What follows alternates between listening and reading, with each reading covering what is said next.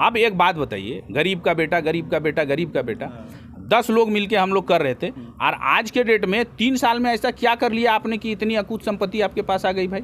आप 20 गाड़ियों के काफिले से चल रहे हैं, कहाँ से राशि आ रहा है? आप बोल रहे हैं कि चंदा आ रहा है, ये आ रहा है, तो आप भावनाओं के साथ बोलेंगे सर एक बार मेरे लिए वीडियो को फोन कर दीजिए, और बोलेगा अरे वीडियो, तो उसको क्या लगता है कि अरे ये तो बहुत अच्छा नेता है, एकदम वीडियो को डांट के बोला, ये बोला भले आपका काम हो चाहे नहीं। तो संविधान में तो ये सब आंदोलन था, भाषा हटा नहीं, खतियान की बात आ गई। फिर चौक चौराहा पे बात होने लगा कि 1932 का खतियान चेहरे उभर के आए। इसमें अभी कई लोग बोलने लगे कि भाई अब भावी मुख्यमंत्री हम बनेंगे। कई लोगों के अंदर ये सपना आ गया कि हमको मुख्यमंत्री बनना है, विधायक बनना है, सांसद बनना है। तो आंदोलन पूरी वहीं समाप्त हो गया, और सब लोग विभिन्न क्षेत्रों में थे। कई लोग ऐसे थे जो पत्रकार के ये में थे, वो भी छोड़ के आए। तो मान लीजिए जैसे तीरथनाथ आकाश हो गए, जयराम हो गए, करण महतो हो गए, और भी कई चेहरे हैं, दयामय बनवार हो गए, निमाय महतो हो गए, रांची के कई चेहरे हैं। तो वो अलग ये चुन लिया, और उनका कहना है, उनका जैसे बातों से ये ऐसा लगता है कि झारखंड के में मसीहा के रूप में आए हैं, और झारखंड का उद्धार सिर्फ वही कर सकते हैं, और लोगों को सिर्फ झूठ और सच, और जो हमारे माननीय हैं उन लोगों पे आपने उंगली उठाना शुरू किया। तो कहीं ना कहीं हम लोगों को लगा कि नहीं, अब ये दूसरा राह पकड़ लिया है, इसको अब कहीं ना कहीं विधायक बनना है, सांसद बनना है। इनके अंदर अब लालसा आ गई है कि मुख्यमंत्री जो है ये दोहरा चरित्र है। आप कहीं ना कहीं बोल रहे हैं यहाँ कंपनी बंद हो जाएगा, फैक्ट्री बंद हो जाएगा, और आप जो प्रवासी हैं उन्हीं वही आपको यहाँ भी फैक्ट्री नहीं रहेगा, हमारे यहाँ भी ये कंपनी नहीं रहेगा, तो फिर देश कैसे चलेगा, देश की अर्थव्यवस्था कैसे चलेगी, ये आपको परिभाषित करना होगा। क्योंकि आप एक मंच में कुछ और बोलते हैं, दूसरे मंच में कुछ और बोलते हैं, तो आपका आइडियोलॉजी तो हम लोग को नहीं समझ। बोल देते हैं कि झारखंड किसी का बाप का नहीं है, फिर अभी चुनाव का दौर आ गया है, तो आप बोलते हैं कि नहीं सब लोग ठीक है, जो लोग रह रहे हैं उनसे हम लोग बात करेंगे, जो सैकड़ों साल से रह रहे हैं, एक श्वेत पत्र जारी करें। तो आपका जो विजन है वो क्लियर, झारखंडियों को बरगला रहे हैं और युवाओं को दौड़ा रहे हैं, थका रहे हैं। आज के डेट में आप रोजगार की बात करते हैं, तो रोजगार आप कैसे दीजिएगा? आज जो यहाँ वैकेंसी आ रहा है, आप वैकेंसी में युवा कैसे गए? क्योंकि 3 साल से तो आप दौड़ा रहे हैं, वो तो पढ़ लिख नहीं रहे हैं, तो वो कैसे वैकेंसी को पास करें? 50,000 रुपया भी जोड़े तो आपने कितना 20 करोड़ रुपया खर्च करा दिया, और आंदोलन क्या हुआ? कुछ नहीं। आप सिर्फ और सिर्फ युवाओं को रास्ता भटक गए हैं। लेकिन उम्मीद है कि समय आने पर सब लोगों को समझ में आएगा, और कहीं ना कहीं, और इससे सबसे ज्यादा नुकसान झारखंड विधानसभा में भी आपने टिकट नहीं दिया, गोड्डा और ये में तो नहीं दिया। अगर इतना ज्वलंत मुद्दा था तो आपको सबसे पहले वहां जाके देना चाहिए था, क्योंकि वहां के लोग जाइए धनबाद, तो धनबाद में जिसको चेहरा आपने बनाया है, चूँकि आपका जो मैंने चैनल है वो भाषा आंदोलन में भी काफ़ी हम लोगों को कवरेज किया था, हम लोगों के बातों को रखा था, और आपके चैनल में हम लोग बहुत बार आए, बहुत बार अपनी बातों को रखे। लेकिन जिसको अभी धनबाद में टिकट मिला है उसका चेहरा कोई जानता है क्या? वहाँ वो सीट पे कितना में डील हुआ है, ये तो भाई जो अभी वर्तमान में सांसद लड़ रहे हैं वही बताएंगे कि क्या डील हुआ है धनबाद सीट पे। क्योंकि धनबाद सबसे अपनी महत्वाकांक्षा के लिए धनबाद में एक डमी कैंडिडेट दे दिया, और डील क्या हुआ है वो तो वही बता सकेंगे कि डमी कैंडिडेट के लिए उनको क्या मिला है, नहीं मिला है, उसका उजागर तो उन्हीं को करना। जोहार, नमस्कार, मैं हूँ रंजीत कुमार, और आज मेरे साथ बात करने के लिए विकास कुमार महतो जी है। जब 2 साल पहले यहाँ पर बोकारो धनबाद की धरती से भाषा आंदोलन की शुरुआत हुई और खतियान आंदोलन की, उसके प्रमुख चेहरों में से एक रहे, अभी हमारे साथ है। और 2 साल 2.5 साल का लंबा समय जो है बीत गया है, और अभी लोकसभा चुनाव का दौर चल रहा है। आंदोलन किस दिशा में बढ़ा, और युवा जो झारखंड के हैं जिन्हें केंद्र में रख के आंदोलन की शुरुआत की गई थी, अपने आप को कहाँ वो पाते हैं? देखिए, सबसे पहला बात आपको ये चीज़ समझना होगा कि जब भाषा आंदोलन की शुरुआत हुई थी तो कहीं ना कहीं जो मगही, भोजपुरी, अंगिका और झारखंड सरकार का गजट संख्या 660 जब यहाँ ये हुआ तो सब जगह चर्चा परिचर्चा होने लगा कि मगही, भोजपुरी जब धनबाद और बोकारो में नहीं बोला जाता है तो यहाँ पे क्यों डाला गया। तो हम लोग सभी लोग गोलबंद होकर हम लोगों ने एक आंदोलन किया, और उसमें एक कहीं ना कहीं एक बैनर, जब आप आंदोलन करते हैं तो किसी न किसी संगठन के रूप में करना पड़ता है, किसी न किसी बैनर का नाम देना पड़ता है। तो उस समय झारखंडी भाषा संघर्ष समिति के बैनर तले हम लोग सभी लोग, कई ऐसे चेहरे हैं जो राज्य में विख्यात हैं, उन लोगों ने, हम लोगों ने आंदोलन को किया। और आंदोलन जैसे जैसे बढ़ता गया, सरकार कहीं ना कहीं प्रेशर में आई। सरकार को लगा कि हमारे आने वाले दिनों में शायद जो उनका वोट बैंक है वो नहीं रहे, झारखंडियों के बीच में जो जल जंगल ज़मीन की बात करने वाली सरकार है वो है। और उन लोगों को भी, और माननीय विधायक सांसद का जब पुतला दहन होने लगा तो उन लोगों को लगा कि भाई हमको अब क्षेत्र में आने में दिक्कत होगा, क्योंकि जो गांव के युवा हैं वो सवाल पूछ रहे हैं कि भाई मगही भोजपुरी पे आपका ये क्या है। तो इसमें कई चेहरे आए, मानव श्रृंखला बना, यहाँ से पद यात्रा गए, कई ऐसी सभाएँ हुई, और फाइनली हुआ कि 660 जो गजट संख्या है उसको निरस्त नहीं किया गया, सिर्फ बोकारो और धनबाद से मगही और भोजपुरी को हटा दिया गया। तो उसके बाद क्या हुआ कि हम लोग तो आंदोलनरत ही थे कि भाई होना चाहिए। तो कई ऐसे चेहरे थे जिनको लगा कि इस भीड़ को हम किस प्रकार से अपना राजनीतिक फायदे के लिए हम इसको उपयोग करें। तो क्या है कि वो आंदोलन को दौड़ाते रहे। मतलब क्या है कि जैसे भाषा आंदोलन था, भाषा हटा नहीं, खतियान की बात आ गई।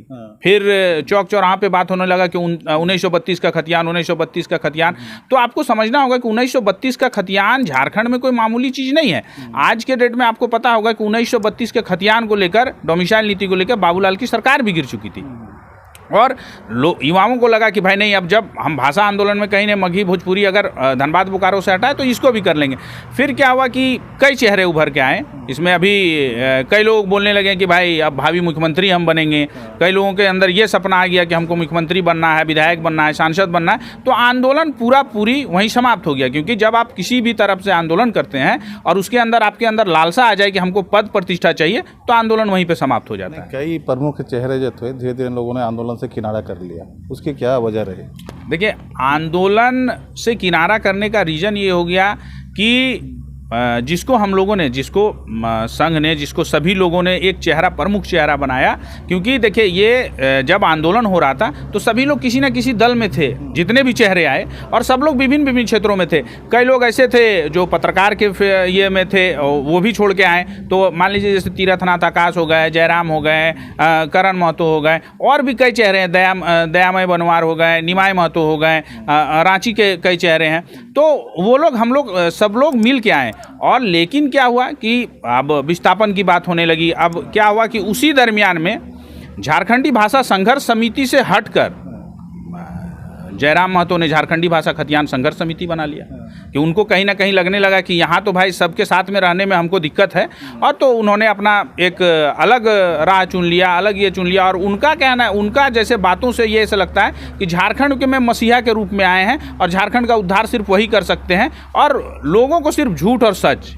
क्योंकि आज के डेट में आप समझिए कि हमारी जो माताएं, बहनें या जो भी लोग उनको ये करते हैं, तो उनको एक झूठा सपना दिखाने लगा कि झारखंड में बदलाव कर देंगे, झारखंड में हम लोग आए हैं तो युवा हैं, पढ़े लिखे हैं। और एक चीज़ सबसे बड़ी बात आपको समझना होगा कि उसके बाद जब से झारखंडी भाषा खतियान संघर्ष समिति बना है, सिर्फ और सिर्फ युवाओं पे केस हुआ है। और जब तक झारखंडी भाषा संघर्ष समिति था, आप बता दीजिए, हम लोगों ने आंदोलन किया, यहाँ से पदयात्रा करके रांची गए, रांची में राजभवन के पास हम लोगों ने धरना दिया। लेकिन आज के डेट में मान लीजिए हम लोग को कभी भी केस FIR नहीं हुआ। और आप बात करने लगे कि भाई आज इस फैक्ट्री को बंद करना है, आज उस फैक्ट्री को बंद करना है। और जो हमारे माननीय हैं उन लोगों पे आपने उंगली उठाना शुरू किया। तो कहीं ना कहीं हम लोगों को लगा कि नहीं, अब ये दूसरा राह पकड़ लिया है, इसको अब कहीं ना कहीं विधायक बनना है, सांसद बनना है। इनके अंदर अब लालसा आ गई है कि मुख्यमंत्री बनाना है। और गाँव की माँ बहन लोग जो हैं, या गाँव के जो आम जनता है, उनको नहीं पता है कि मुख्यमंत्री कैसे बना जाता है। झारखंड में अगर आप किसी से पूछिएगा कि मुख्यमंत्री कैसे बनिएगा, मुख्यमंत्री का तो डायरेक्ट चुनाव नहीं होता है। मुख्यमंत्री के लिए आपको 42 सीटों पे चुनाव लड़ना होगा, जीतना होगा, विधायक दल का नेता बनना होगा, तब आप मुख्यमंत्री बनिएगा। एक सीट पे आप जीत के मुख्यमंत्री बन सकते हैं क्या? तो एक सीट पे तो आप नहीं बन सकते हैं। और जो आंदोलन आज के डेट में जहां पे पहुंचा है, अभी सांसद का चुनाव चल रहा है और गिरिडीह लोकसभा का जो सीट है वो एकदम हॉट सीट बना हुआ है। क्यों? क्योंकि झारखंड को हर मंच से जिन्होंने सिर्फ झूठ और झूठ बोल के अपना जो आज के डेट में चरित्र निर्माण किया है, वो आज यहाँ से चुनाव लड़ रहे हैं। और आप देख रहे होंगे कि चुनाव लड़ने का उनका तरीका क्या है। संविधान को गले लगाकर, संविधान की बातों को रखकर और संविधान के बातों पे चलने की बात कहकर आज के डेट में आप देख रहे होंगे कि कहीं प्रत्याशी का विरोध हो जा रहा है, कहीं उनके लड़के जाके हुड़दंग कर रहे हैं, कहीं बैनर फाड़ दे रहे हैं, कहीं झंडा फाड़ दे रहे हैं। तो इस तरीके से तो हमको नहीं लगता है कि इनके हाथ में अगर बागडोर जाएगी तो झारखंड कहाँ जाएगा या गिरिडीह लोकसभा कहाँ जाएगा, ये गिरिडीह लोकसभा की जनता अच्छी तरह से जान रही है। चूँकि आंदोलन जब शुरुआत हुआ तो अपार जन समर्थन जो है लोगों का मिलने की वजह थे कि यह क्षेत्र जो है वर्षों से उपेक्षित रहा, शोषित यहाँ के लोग रहे। लोगों को एक उम्मीद जगा कि कुछ मेरे हक में कुछ भला काम होने वाला है। लेकिन फिर जो आंदोलन तो व्यक्ति के लिए है ना, लोगों के, जनता, आम जनता के लिए, वो व्यक्ति केंद्रित कैसे हो गया? और क्या व्यक्ति केंद्रित होने से आम जनमानस का भला हो पाएगा? देखिए, कभी भी आज के डेट में हर आंदोलन में एक ना एक कोई नेता उभरता है और उसके बाद देखिएगा कि एक नेता तो उभरता है। आज झारखंड आंदोलन की हम बात कर लें, झारखंड आंदोलन हुआ तो कई परिवार बने, कई लोग नेता बने, लेकिन उनके साथ रहने वाले, आज झारखंड 23 साल का हो गया है और झारखंड आंदोलनकारी अपनी पहचान को अभी तक तरस रहे हैं कि हमने भी आंदोलन किया था कि भाई हमको भी सर्टिफिकेट प्राप्त हो, जो राज्य सरकार से उनको एक राशि दी जा रही है वो राशि मिले। तो आज के डेट में आपने केंद्र बिंदु कर लिया ना, तो केंद्र बिंदु जब आप अपने आप को कर लिया, हमेशा गरीब का बेटा, गरीब का बेटा, गरीब का बेटा कह के आपने अपने आप को केंद्र बिंदु में ले आया और हमेशा झूठ। आज मैं ये दावे के साथ कहता हूँ कि हर एक मंच से वो झूठ की बात करते हैं। अभी आप देख रहे होंगे कि चुनाव में प्रवासी मजदूर जो राशि भेज रहे हैं, आज भाई झारखंड में उद्योग नहीं है, कल कारखाना नहीं है, तब ना प्रवासी गए हैं वो। मान लीजिए आज महाराष्ट्र में कोई है, कोई गोवा में है, कोई दुबई में है, तो क्यों है? क्योंकि झारखंड से वो डेवलप है, वहाँ पे प्राइवेट इंडस्ट्रीज है, तब वो लोग काम करने के लिए। और आप तो यहाँ BCCL और CCCL को बंद करने पे हैं। कोई कंपनी आ रहा है तो बोल रहा है बंद कर देंगे। उनका एक बयान अभी मैंने कुछ दिनों पहले देखा था कि उन्होंने कहा था कि नैनो कंपनी को ममता बनर्जी ने बंगाल में स्थापित होने नहीं दिया, और क्या है, इसके कारण से वो मुख्यमंत्री बन गई। और अगर आप लोग साथ दीजिएगा तो यहाँ भी सब कंपनी को हम बंद कर देंगे। तो एक बात बताइए कि आप जब यहाँ सब कंपनी को बंद कर दीजिएगा तो यहाँ से तो पलायन होगा।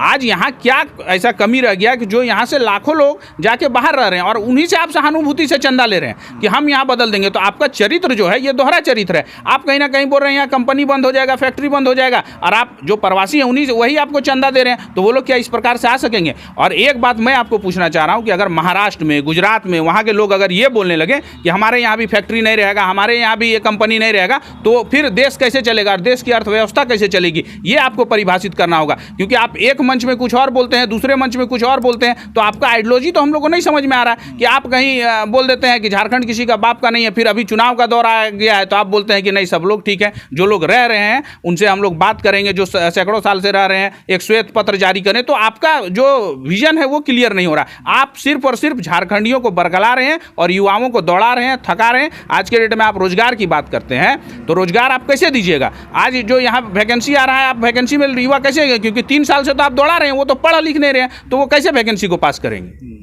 नहीं, तमाम इन सारी बातों के बाद भी जब भी जहाँ भी उनका कार्यक्रम होता है तो लोग आते तो है, भीड़ तो आ जाती है। लोग समझ क्यों नहीं पा रहे हैं जो युवा जो है? देखिए, जब आप किसी को सपना दिखाइएगा ना तो उसको कान क्या है, सुनने के लिए है। अगर आप अभी हमारे पास आइएगा, आपके पास हम जाएंगे और अगर हम बोलेंगे सर एक बार मेरे लिए वीडियो को फ़ोन कर दीजिए, और बोलेगा अरे वीडियो, तो उसको क्या लगता है कि अरे ये तो बहुत अच्छा नेता है, एकदम वीडियो को डांट के बोला, ये बोला, भले आपका काम हो चाहे नहीं। तो संविधान में तो ये सब चीज़ बातें नहीं है। पढ़े लिखे लोग तो ये सब बातें नहीं करते हैं, वो भी संवैधानिक पद पे हैं। जो लोग आज BDO, CO, DC, SP बनते हैं वो लोग ये हैं। लेकिन क्या है कि एक सपना दिखाया गया है कि हम ही सब कुछ करेंगे। लोगों के भावनाओं की, देखिए झारखंड में भाषा आंदोलन सेंटिमेंट आंदोलन था। सबके अंदर ये भावना थी कि मगही भोजपुरी नहीं है, चूंकि झारखंड अलग की परिभाषा ही वही है, संघर्षों का दौर रहा है। आज झारखंड बलिदान, झारखंड जो हम लोगों को मिला है तो शहीदों के लाशों पे मिला है, कितने लोग शहीद हुए हैं। तो एक तो सबके अंदर भावना थी।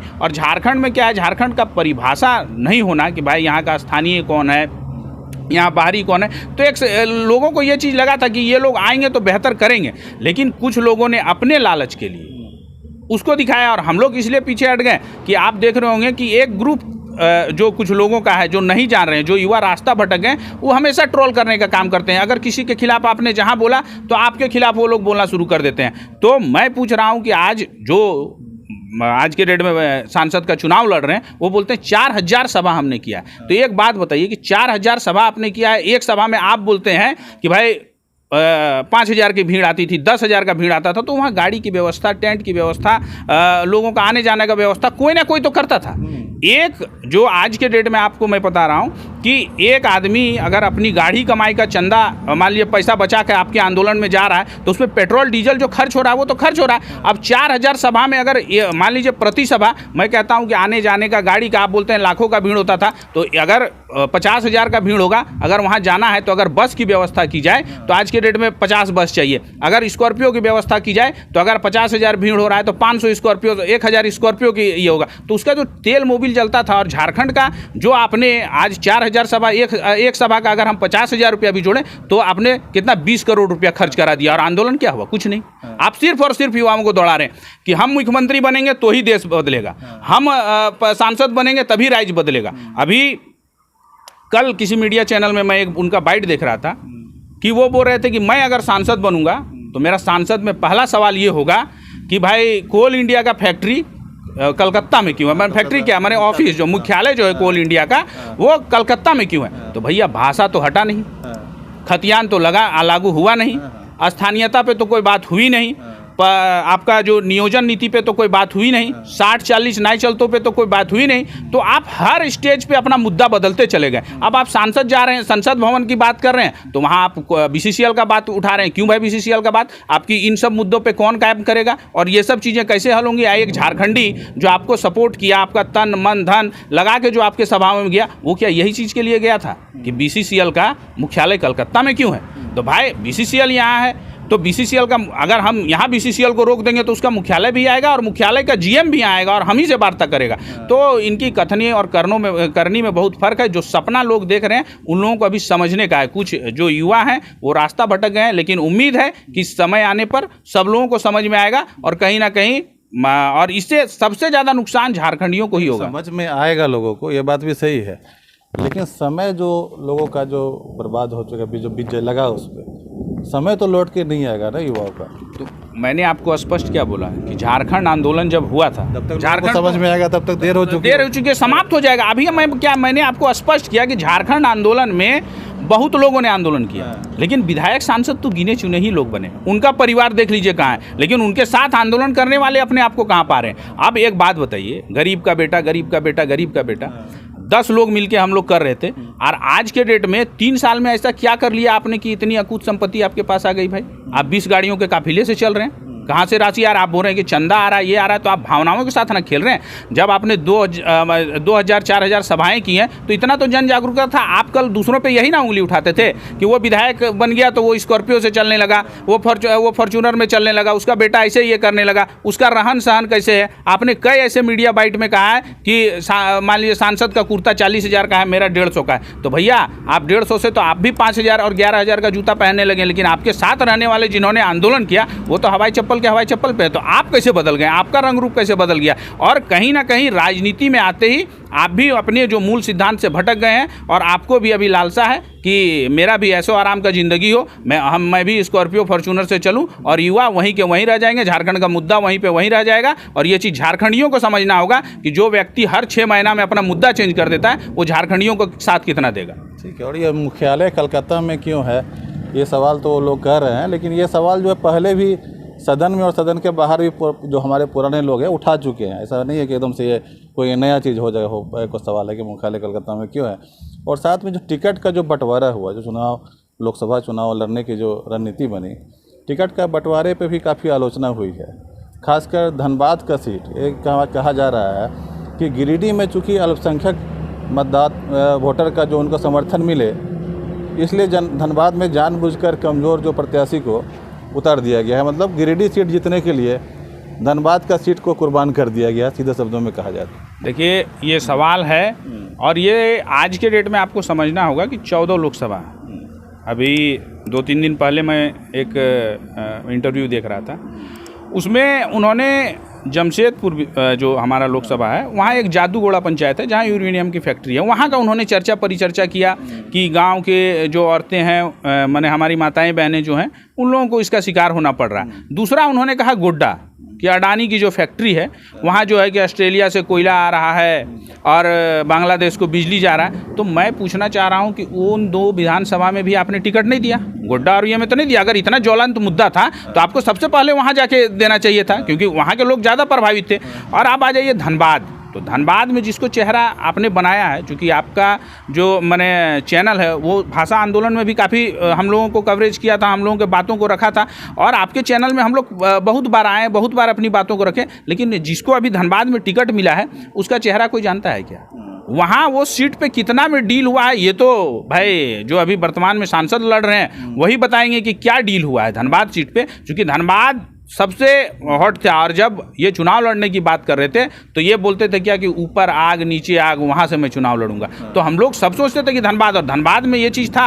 आज धनबाद की जो लोग आपको सर आंखों पे बैठा के इतना ऊपर पहुँचाए हैं, उन लोगों के साथ कहीं ना कहीं धोखा हुआ है, क्योंकि अपनी महत्वाकांक्षा के लिए धनबाद में एक डमी कैंडिडेट दे दिया। और डील क्या हुआ है वो तो वही बता सकेंगे कि डमी कैंडिडेट के लिए उनको क्या मिला है नहीं मिला है, उसका उजागर तो उन्हीं को करना पड़ेगा। क्योंकि धनबाद में कई ऐसे चेहरे थे जिन्होंने आंदोलन किया, आंदोलन में रहे, लेकिन उनको दरकिनार करके आपने एक ऐसे व्यक्ति को टिकट दे दिया जिसका नाम तक कोई उससे पहले नहीं जानता था। आंदोलन की जब शुरुआत भी हुई बोकारो धनबाद के क्षेत्र से, चूँकि राज्य सरकार ने जो है मगही और भाषा को, अंगिका वगैरह भाषा को यहाँ पे लेते आया था लोगों ने।